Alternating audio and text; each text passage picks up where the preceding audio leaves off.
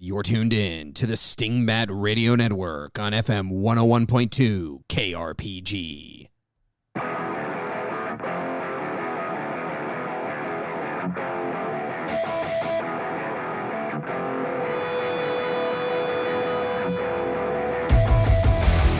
Welcome to Dungeon Master Diaries, a podcast about Shadow Dark and other role-playing games, where two GMs talk about their recent experiences at the table and hopefully give you something useful that you can take to yours.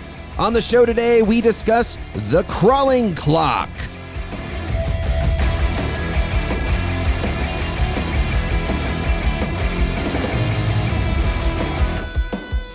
Hello there, sages and adventurers. My name is Matt, and with me, as always, is my good friend and GM colleague, Jody. Jody, how's it going, my friend? Excellent, excellent. Just watching the minutes of my life tick away, doing this excellent, excellent show, and enjoying every minute.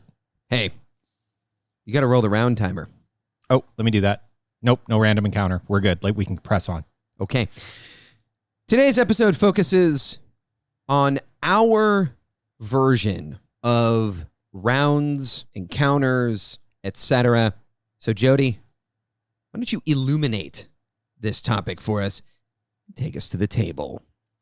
All right. So I've been running these micro campaigns over the last few months, 3 or 4 session mini arcs. Think of it this way, like each campaign is a self-contained module almost, but each features different characters and in some cases different players. And they're all happening in the same timeline. So it's like a time loop. So people are all experiencing one central event and then different groups are playing around this central event. It's so far so good. Results to be determined. Trying out some new stuff here, but it's also a great testing bed for ideas. So during our last session, our adventuring trio set forth into the ruins beneath the Tower of Xenopus. After a brief exploration, their first room saw them find combat versus a room full of skeletal guards. Now, after failing a turn undead, the priest drew the ire of the skeletons, and what started as a really optimistic combat took a turn for the worse as the priest lay unconscious and the party's thief had fallen fully to skeletal blades. Now alone in the dark, the party's barbarian stood confronted with whether to take his lone surviving comrade and run to the surface or to hole up in the dark, waiting for his priest to regain consciousness, knowing that the creatures in the dark would eventually come crawling. The barbarian player, mindful of the dwindling torchlight and the sounds of creatures drawing closer, made a hasty retreat from the dungeon and came back to fight another day. The returning group later returned to this very site, and as their progression pushed deeper into the ruins, they discovered a lengthy passage, hundreds of feet long, extending into the darkness. With a recovered map in hand, they knew this long passage would give them a circuitous route and possible ambush location for the wizard that they were seeking hidden deep in the ruins. Despite the tactical liabilities of traversing such a dark hallway, the party elected to take the path. At the midway point of the hallway, the party paused so their new wizard companion could restore his mage armor for the challenges that undeniably lay ahead. Alas, in this dark place, the arcane energies were too much for the wizard, and he began screaming. For 3 full rounds, his screams echoed from the walls of this ancient chamber, alerting the foul things that lurk in the dark. As the wizard's screams finally fell silent, something stirred in the darkness ahead. All right, Jody. Despite the fact that I am extremely annoyed that you have placed my 2 characters at the center of this narrative that you've told here, both my dead character, how dare you, and my wizard, who has made things very complicated in this micro campaign.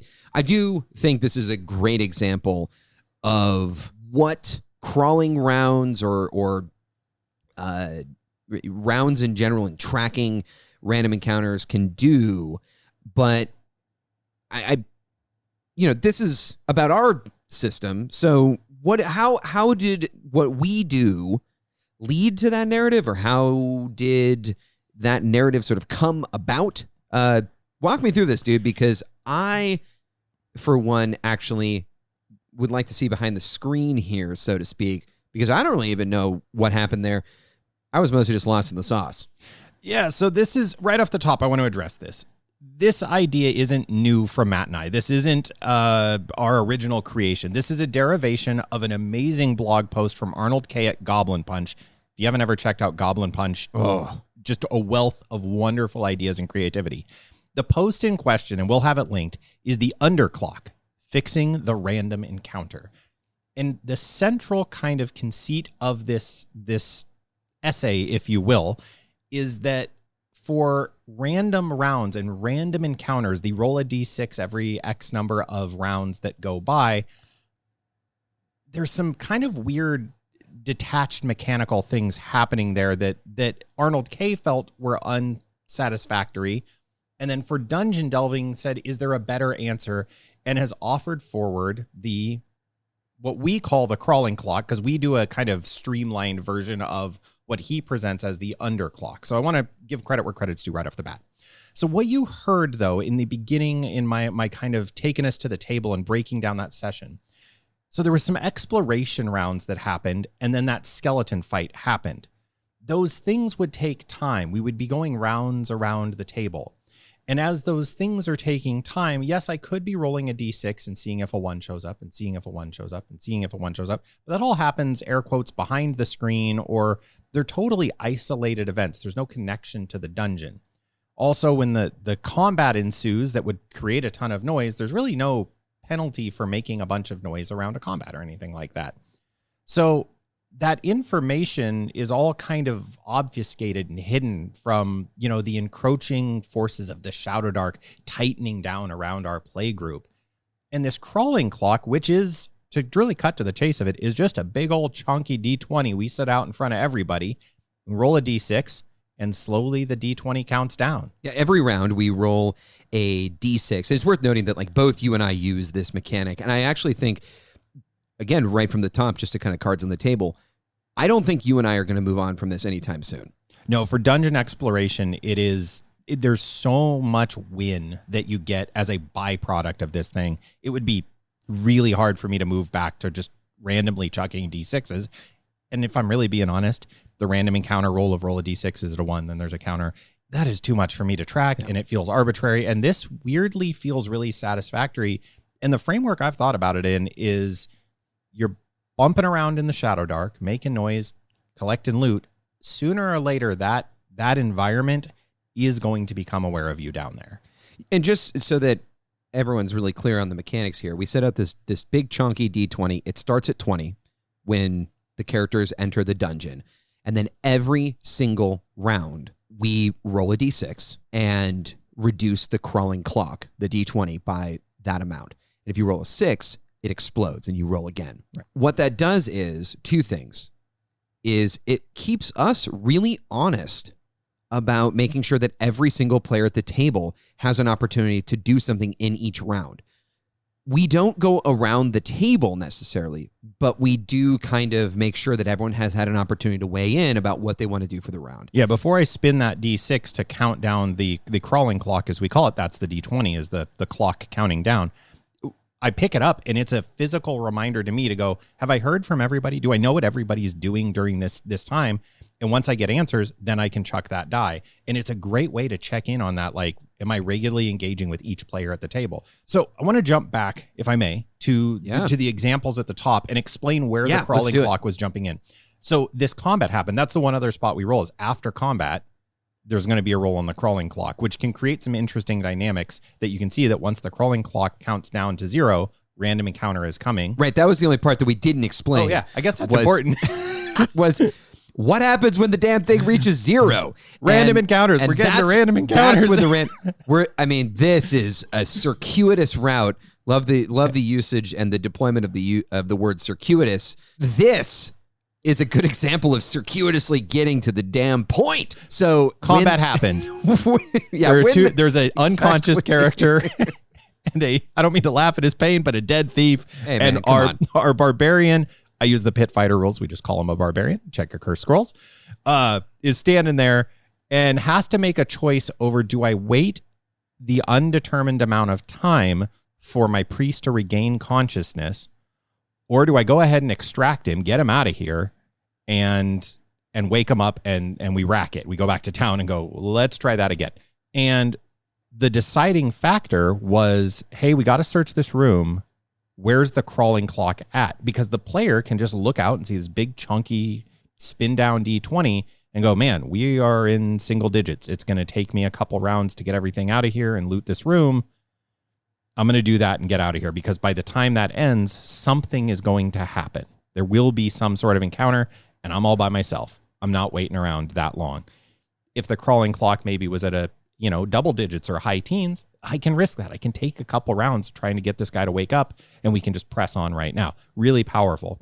The other highlighted point is that second example where the wizard unfortunately rolled a mishap in the middle of this long, dark hallway.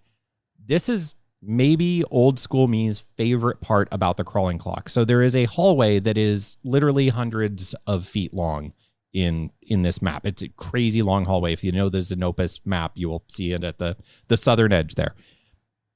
In traditional kind of play, that's just kind of hand waved by of like, and you walk down the hallway. Well, in this, it's very easy to go, well, you're going to move at approximately this rate down the hallway. How many rounds would it take you to get down there? Okay, we're walking down the hallway. Great. I'm going to make 3 rolls on the crawling clock, because that's how long it would take you to get to the end of the hallway. And it's just so clean and tidy. And then magically, the Wizards player halfway down said, Jody, oh, wait. You don't have to say the Wizards player. It was me. Okay, well, I was trying to be nice. So Matt says halfway down the hallway, I want to, rightly so, let me re-up my mage armor, because that timer's running down. And hopefully right there, if you're a player listener, you're like, oh, wait, those all run on rounds. Yep. And now the clock's tied in, the crawling clock ties into spell rounds, and you unfortunately rolled a 1. I did. And screaming happened for 3 rounds. Yeah. Which meant 3 rolls on the crawling clock. Which yeah, we do, this is another wrinkle. I said, no, it's just going to be 1 roll, but we're upgrading to a D8. Yeah, so this is the other thing that happens, is if the party is ever plunged into darkness because their torch goes out and no one lights a torch, we upgrade the die for that specific delve. So, I think one thing that I want to say is that this idea comes from the fact that the Shadow Dark in Shadow Dark RPG is described as being a semi-sentient thing that like hates the light. And that is why we've talked in the past about our torch timers and how we adjudicate torch timing. And I think that like when you start thinking about the Shadow Dark as a thing, as an entity, not like a god, but as some almost like a Lovecraftian thing outside the context of mortal understanding, but just this thing that hates light and hates adventurers and slowly but surely is just going to an oppressive force. Exactly. When you start thinking about it like that, the way that we internalize that, and you did a lot to kind of explain to me your thinking, and I have adopted it quite a bit, is the Shadow Dark is going to continue to try and make your life worse. And the way that we represent that in the mechanics of the crawling clock is if things ever go dark, the die gets bigger. So it goes from a D6 to a D8. And Jody, we're getting outside the context of the original narrative here, but one time, I believe, we had a group that got to a D20, did we not? I did indeed. That was a banner day. So one of the other things we adopt in our monthly kind of Sunday sessions that are exclusively dungeon crawl. There is, you start at the dungeon you're going to. Matt's been using the Barrow Maze to great effect for this. I was running at a different location on a particular day, and there's a torch timer as one of the player jobs. You're the person who's watching the torches, and this person just really kept forgetting and literally at the end of the day, I was rolling a D20 on the D20 clock, and it did influence that they were like, good enough, time to go. Because a single roll could mean random encounter. You could be facing a random encounter literally every round. That time piece, I'm curious to you, where is the payoff? Because for me, there's a bunch of old schooly mechanic baggage I'm bringing from my childhood and like and all kinds of weird pieces of this that I always have a hard time untangling. So, sure. Yeah. But there is a truth to the world. And you are always, as a GM, Matt, really good about like, here's the information, here's the information, here's the information. I'm assuming that's why it's so appealing to you. And you're saying it would be hard to let it go now. The payoff for me is, and this is not going to be surprising to you, Jody, for longtime listeners, it's the transparency. Yep. And the first thing that people always come back at me with when I extol the virtues of this is, well, won't players game this mechanic?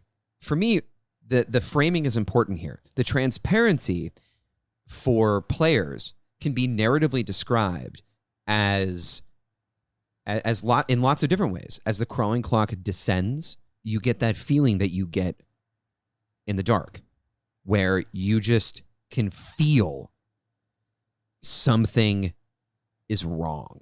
And that's the way that I play with it. And that's what I love about it, is that it is an evocative narrative fixture at the table. And I don't always do it. Like sometimes the crawling clock just gets to 0 on a couple of bad dice rolls, and I don't need to narratively describe it because the players are already feeling that things are going poorly. But what's nice is when it arrives at a 2, right, or it's at a 3 or something very close, where it's likely that on the next roll something's going to happen. I love that moment of being able to address the crawling clock and say, and you can feel the hairs stand up on the back of your neck. It's an unconscious thing that we all know, or you can feel it just get a little bit colder in the dungeon, or any number of different ways that you can describe that unconscious but still conscious feeling of something is very wrong, and I can't, and it's coming out of the dark. That's for me what I love. And I would ask the same question to you of is that where you get the joy out of this? Is that kind of how you would answer that same question? Or is there something about this, like you said, that's kind of fixing a problem that you had from your childhood and those kind of maybe bad experiences of having random encounters kind of ruin a dungeon crawl? I don't know if I'm going out on a limb here or not. No, 100%. It is. That's a definite yes and for me. Yes, I love everything you just said, and I want to come back to what you were just talking about. I absolutely have memories of, oh, wait, I rolled a 1. Okay, let me see what showed up. Okay, oh, wow, what's showing up is a mana core. Okay, you guys are fighting a mana core now. You were in the middle of a conversation with the princess in the castle? Yeah, but I rolled a 1, so now you're fighting a mana core, and the princess is screaming, and what do you do? All right, I guess we're fighting a mana core now. Cool. Mana cores are cool, I guess. That, not exactly. Right. But little glimpse. Give myself a lot of credit, and my buddy who was running, we were 11, 12 years old. Yeah, I mean, we were having a good time, and mana cores are, in fact, very cool. So I'm all right with it. Now, I would like to finish my conversation with Benny or the princess or, whatever. Sure. Or Bowser. Maybe the princess is in another castle. I don't know. But I'd like to know I have that time. And that lack of arbitrariness to the D6 roll, oh, snap, something's happening, is deeply satisfying. It's nice. It's a weird instance of the players gaming the system, and it feels narratively rewarding. It is rewarding for me as a GM when they game the system. They're actually afraid of the dark. Yes, that's what I want, right? I want my adventurers to understand. That's why in the write-up, I did this kind of long onboarding today of this long, dark hallway and blackness at each end and the tactical complexities of you're in a 5-foot wide hallway walking single file, 3 of you down this 100+ long corridor. That's a bad situation. That is not where you want to be. And that would matter 0.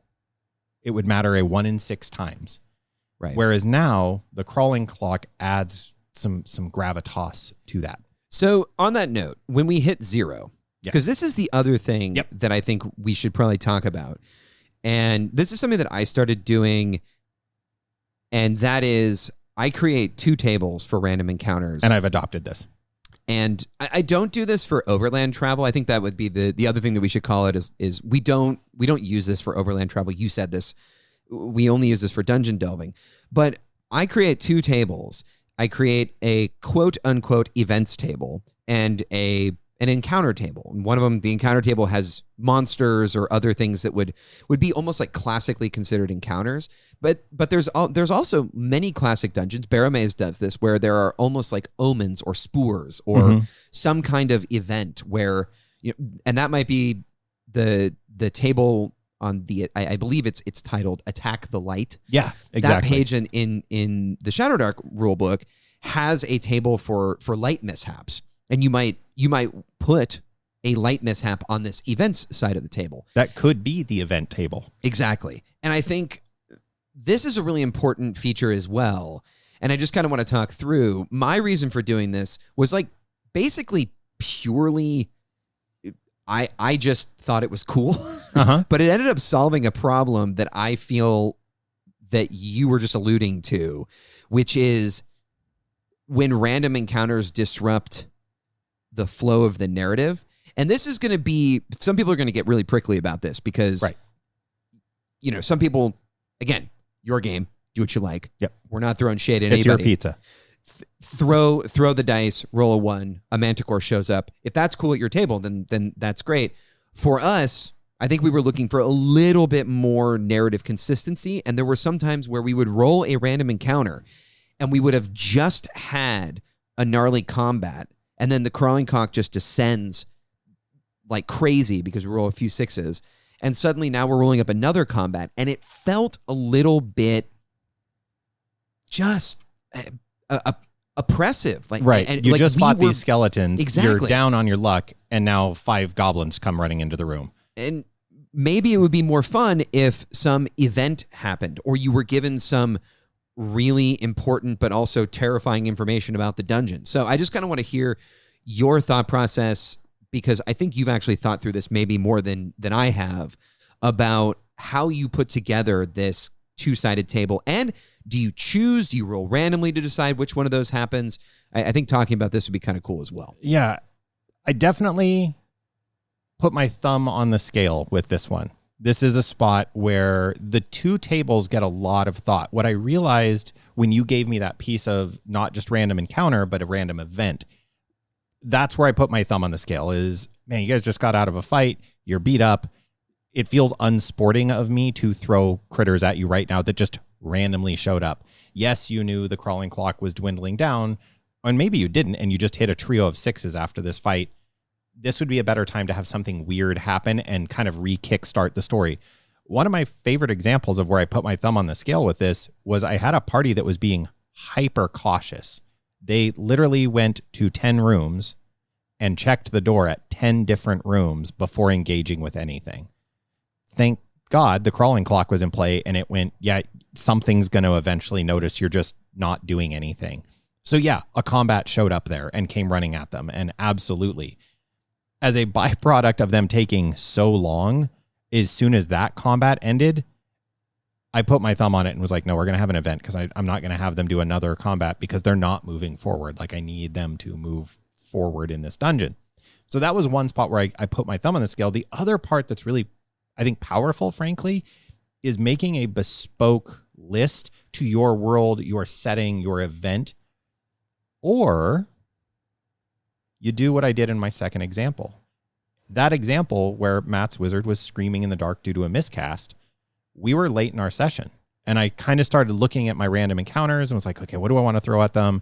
Been kind of pushing myself on my own GM learnings is like including more random things and more random tables. And I realized we don't really have enough time to have a satisfying combat here.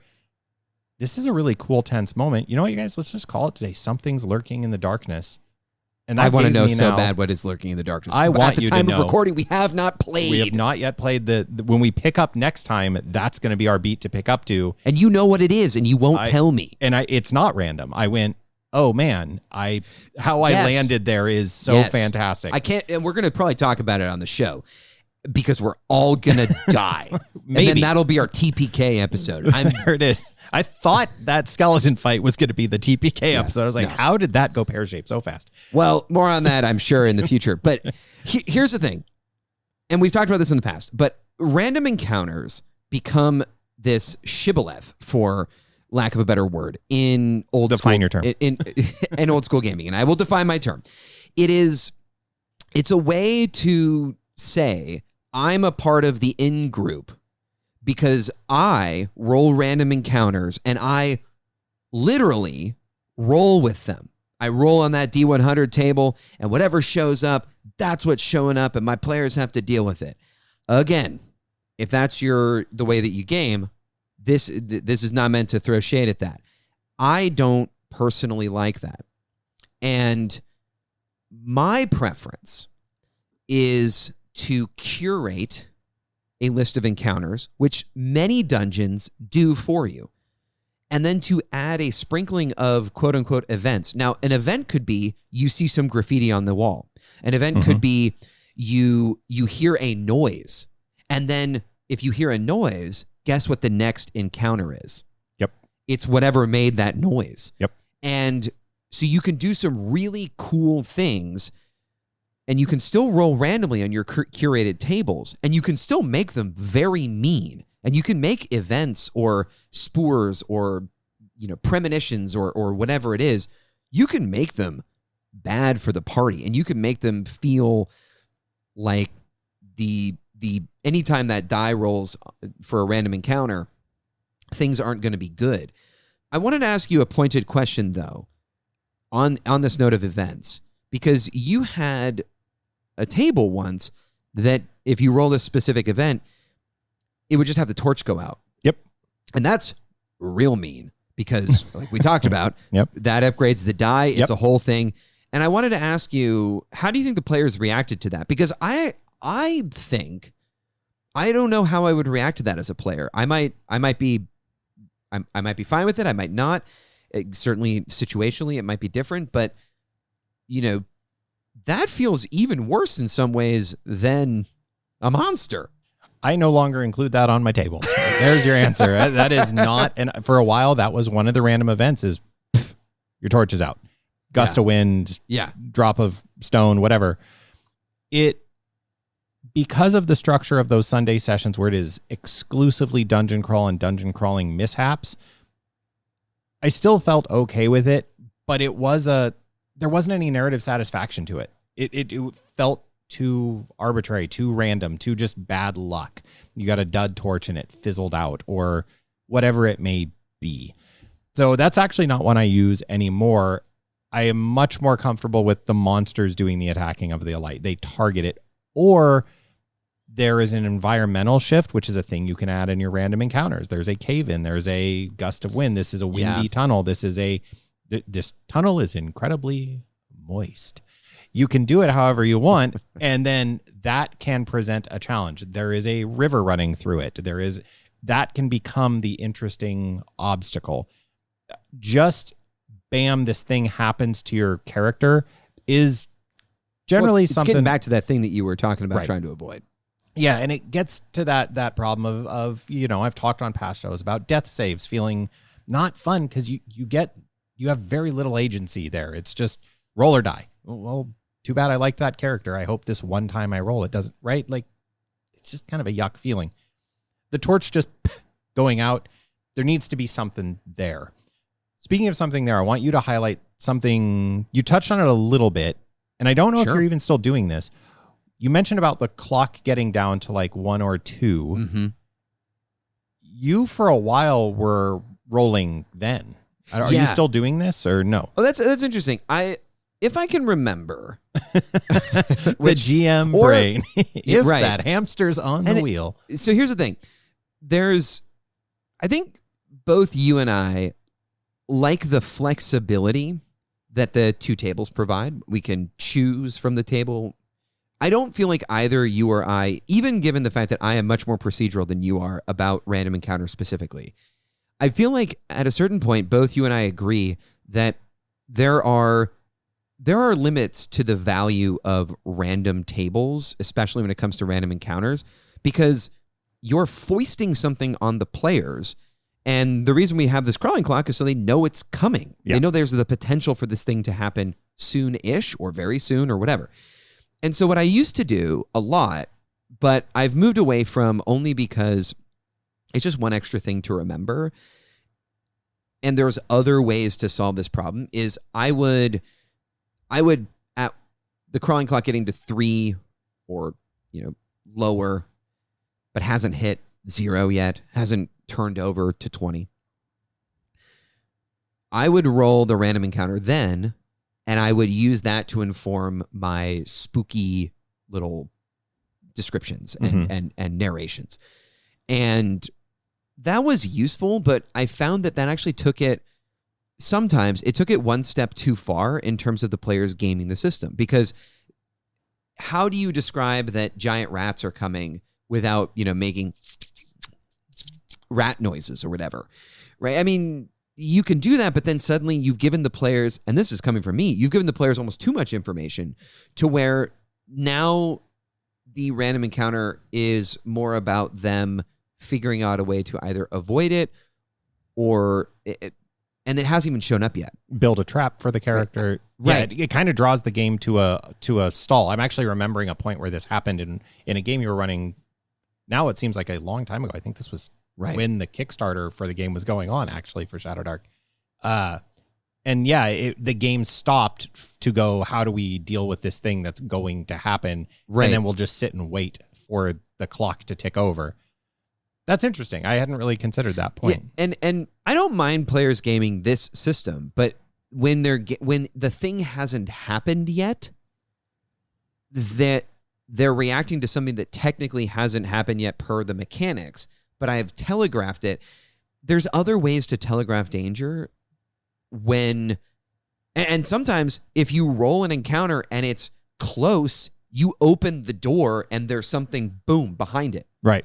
Talk about that a little bit. Your relationship with the crawling clock and the random encounter distance for Shadow Dark's random encounters. Right. Well, and I want to hear about how you do this. Here's the thing, is sometimes if I roll a near or far, which is the overwhelmingly likely that I'll roll that the encounter is either near or far, I won't have it show up immediately. Yeah. And then the players just look around and they're wondering where the encounter is. And if it's close, it's either going to show up around the corner and it's just going to surprise them or whatever. That's the one that I have the most trouble with, because how do you telegraph that?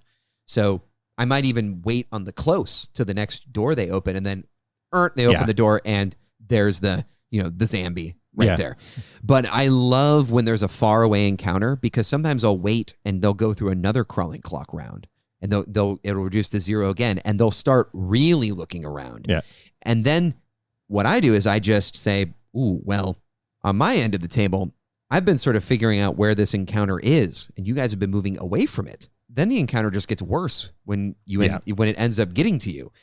And so you can do a lot of fun things. And I think as long as you're being sporting about it and you're telegraphing that something is amiss, and you can get some pretty fun reactions out of players that don't feel unsporting, and feel earned, because everything is out in the open. Mm-hmm. They know they're going through the crawling clock, and they can see you rolling some dice, and they can see your machinations and your kind of your evil laughter sometimes, and it's all in good fun, but it doesn't feel bad when the encounter arrives. I had a specific example to that point of rolling a far encounter, and I'm going to be honest because you said you were going to ask, and I'll just tell you, I usually don't roll for the encounter distance. Right. I just kind of go, okay, what have I rolled? What makes sense?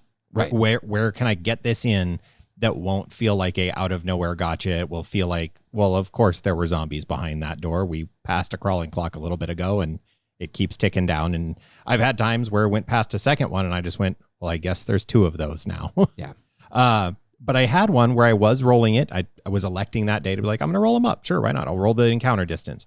And it was far, and it was a cave brute, Umber Hulk. And it came smashing through a far end of the hallway, and I described this crashing sound at a great distance, and the party noped out and went, nope, we're turning around and we're going a different direction, and made a hasty retreat out of there. Is that the worst thing ever? If your party flips around in a dungeon because they're like, we know there's bad stuff down there and we don't want anything to do with it. Okay, well, how many rounds will it take? Where do you want to get back to on your map? We're going to get back to here. Okay, well, it looks like about 3 rounds. Clunk, clunk, clunk. Okay. And you could do the chase scene if the thing knew they were there. You could just, now that thing, in this case, this Umber Hulk, is poking around down at that end of the dungeon. Note for myself for future crawls, or if they come back around, because there's multiple paths, the jacqueing of the dungeon takes me back to that point. Oh, buddy. And when a party stumbles back onto a monster that they knew was probably out, that is really, really enjoyable for everybody. It's really satisfying. And I do think that the distance, the encounter distance, is one of the things that I am quickest to disregard. Yeah. As far as random tables. I do use it. I use it as a suggestion, mostly as a narrative suggestion, because it answers a question for me more often than not. But I guess my question to you, right, I wanted to ask you to contextualize what I just talked about as well, which I think you did. But I think you are much less procedural about this, but we actually ended up pretty close in terms of the way that we adjudicate random encounters. Mm-hmm. It's just how we get the random encounter, how we get to it that is different. But in many ways, it's the same. Has that been an arc for you? Or have you found something that sort of retroactively fits what you're comfortable with? Or I'm assuming it's kind of, column A, column B, but like which way is it? Have you found mechanics that line up with your sensibilities and your experience as a young person having Manticore show up? Or have you moved from that to a more comfortable with procedural, dungeon element, random encounters, events, etc.? It's probably an overdone knee-jerk reaction to the first thing. If I'm really going to be honest about it, Jody's got some demons in the closet. Hey, man, I all of the tropes of bad gaming experiences, I think I've checked most of that bingo card off. My job as the new guy, relatively speaking, has been to basically just go, it's okay, man. We're not like those other guys. We can all have fun today. That is a really, really... the Pandora's box. Let's go into Jody's skeleton closet for a moment. Yeah. So here's the thing. We've talked on past episodes that I prefer a bespoke dungeon.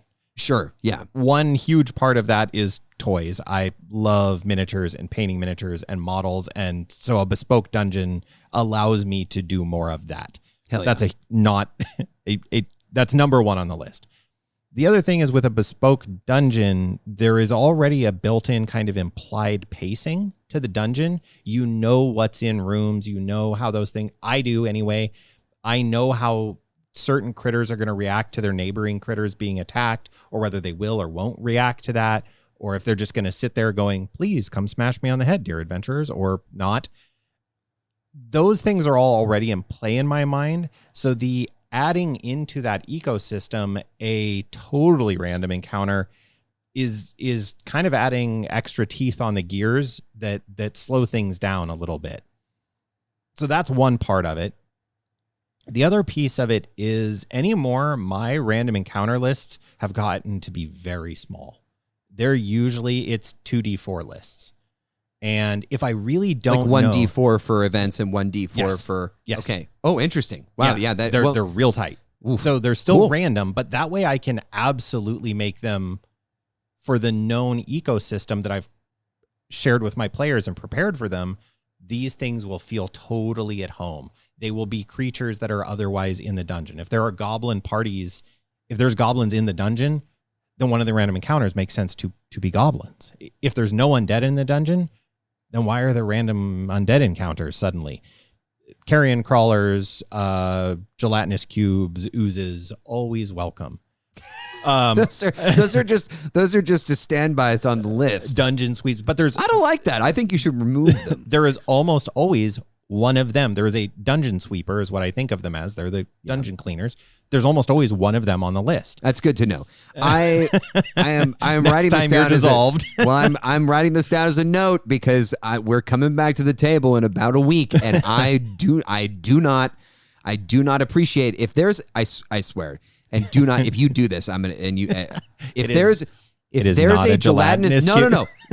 If there's a gelatinous cube at the other end of the hallway that we just came out of, and whatever terrifying thing is running down the other side, and you sort of pincer us between an invisible gelatinous cube and some horrible monstrosity, I first of all, it would be awesome, and second of all, I will be so pissed.